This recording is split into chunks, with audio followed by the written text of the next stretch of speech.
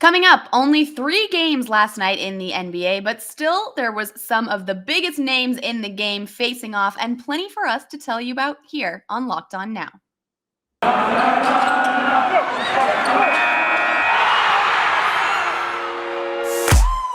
The biggest games, the best performances, expert analysis. You are Locked On Now. Hey everyone, you're listening to Locked On Now NBA, local experts on the biggest stories around the hardwood. I'm your host, Kim Becker, and thank you for making Locked On Now your first listen every weekday. Our Locked On NBA hosts are here to help break down everything from Tuesday night. Now, there were only 3 games in the NBA on Tuesday night, but they were some of the best matchups you could ask for, including a renewal of the biggest rivalry in the league, which is also our biggest game. This is Brian Kamenetsky, host of Locked On Lakers. The Lakers have been looking for a good win against a team playing well and finally got one Tuesday night at Staples. They cruised past the Boston Celtics, 117-102 the final score. It was a slow start. Jason Tatum went nuclear for Boston at the beginning of the game, but the Lakers, once they weathered that, really did clamp down on Boston defensively, and they used a huge defensive push in the third quarter to build a 5-point lead into a 16-point lead going into the fourth. They only gave up 42 points in the middle 2 quarters. LeBron James finishes with 30. Russell Westbrook continues his run of strong play, 25 points, 11 assists. Anthony Davis had a strong second half particularly and was a force inside. Only had 17 points, but it was an impactful 17. You felt him getting aggressive, going to the bucket, particularly in the second half. And so all in all, it was a very strong night for the Lakers. This is easily the best win they've had against anyone, but certainly one of the only wins they've gotten against a good team, a team playing well over the course of the season. Much more to come on tomorrow's Locked On Lakers, so be sure you tune into that. But all in all, probably the best night Lakers fans have had this season. The Boston Celtics couldn't keep up with a high-scoring night from the Lakers and fell down big after halftime on the way to a loss. Locked On Celtics explains what went wrong for Boston in the rivalry game. Hey there, John Corrales here of the Locked On Celtics. After the Celtics lose 117-102 in Los Angeles to the Lakers, the Celtics, I think, were expecting more of a Lakers team from that first time around where the Celtics kind of blew past them. This time it was the reverse. The Lakers were really aggressive. They were tough. LeBron was attacking. The defense was pretty good.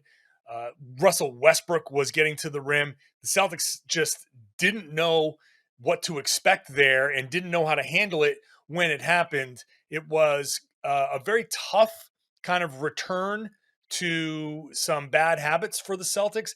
Jason Tatum played great, 34 points, 8 rebounds, but no real help.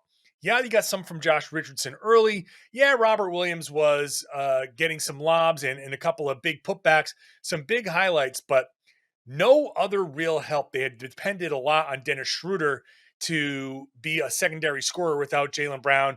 He had a really rough game overall. Did get to the line and made 8 of 10 from the line, but 10 points on 1 of 6. I think he was one of the reasons that things kind of went south. He kind of got lured into the return to LA and just didn't work out for the Celtics here.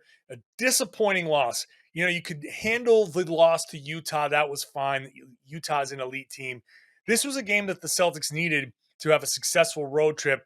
Now, if they're going to come out of this 3-2, they're going to need to beat the Clippers on the back-to-back and go into Phoenix and beat them, which doesn't seem very likely considering their track record right now.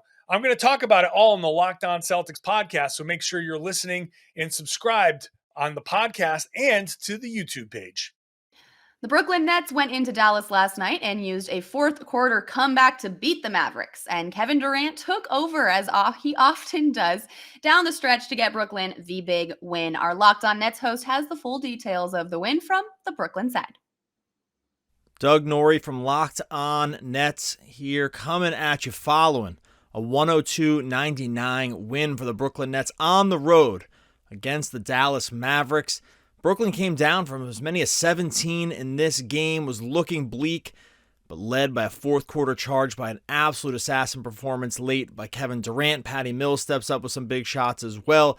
The Nets pull back into this game, are able to take the lead in the fourth. An amazing defensive stand in the last possession, shutting down multiple opportunities for the Mavericks. Big win for the Nets following the loss over the weekend. They go on the road. They take on Luka in Dallas. It's everything you wanted to see late game. Kevin Durant shows why he's sort of a basketball cheat code late. We are going to be covering it all over on the Locked On Nets podcast. Check us out over there. The Mavericks led this game before getting outscored by 14 points in the final quarter to lose by 3. A devastating way to lose at home, and Locked On Mavs tells us how Dallas handles this loss going forward. The Dallas Mavericks fall to the Brooklyn Nets in a close one on national TV. Nick Engstead from the Locked On Mavericks podcast here. And the number of the day, if we're going Sesame Street style, 19.6% for the Dallas Mavericks from three. This team is confounding when it comes to the three. They are getting open three-point shots, and they are just not hitting them. Luka had so many missed opportunities as far as he threw an incredible pass to somebody in the corner. Bullock, Porzingis, Tim Hardaway Jr., Dorian, somebody, whoever, threw a pass to them. They would just completely miss the brutal shooting of the Dallas Mavericks. If they shoot literally any better from that, it's an overtime game, or it goes the Mavericks' favor. The other thing, beginning of the fourth quarter, Steve Nash, instead of benching the two stars, Kevin Durant or James Harden, to start, instead of going with just one or the other one to start the fourth quarter like a lot of teams do, he decided to put both of them out there, blitz the Dallas Mavericks, and that's when the lead for the Mavs that was 10 ended up coming back into the Nets' favor, and that's when they really made their run. So a big decision by Steve Nash. The Mavericks can't hit threes. We'll talk about it and break it all down on tonight's Locked On Mavs. The New York Knicks pulled themselves out of a rut with the help of R.J. Barrett. Barrett had 7 threes and a career scoring night to help New York beat San Antonio. And Locked On Knicks says the way New York won should have Knicks fans feeling pretty good. Guys, this is Gavin Shaw of the Locked On Knicks podcast, and boy, do I have some good news for Knicks fans. R.J. Barrett is back. Mitchell Robinson is back.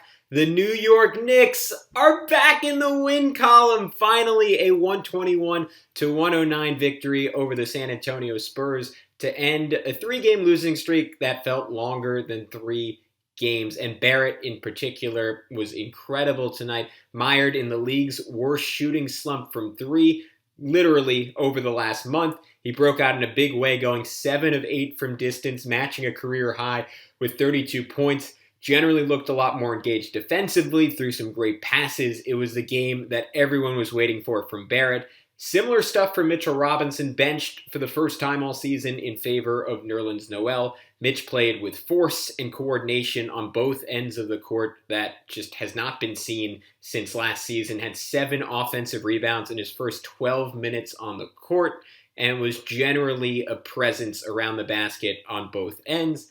Julius Randle made some big shots down the stretch. All of it added up to a Knicks victory. Was it the biggest deal in the world that they beat an 8-15 Spurs team? Not necessarily. It was the way they did it, though, that mattered. A much-needed feel-good win for the New York Knicks. Signing off, Gavin Shaw, Locked On Knicks.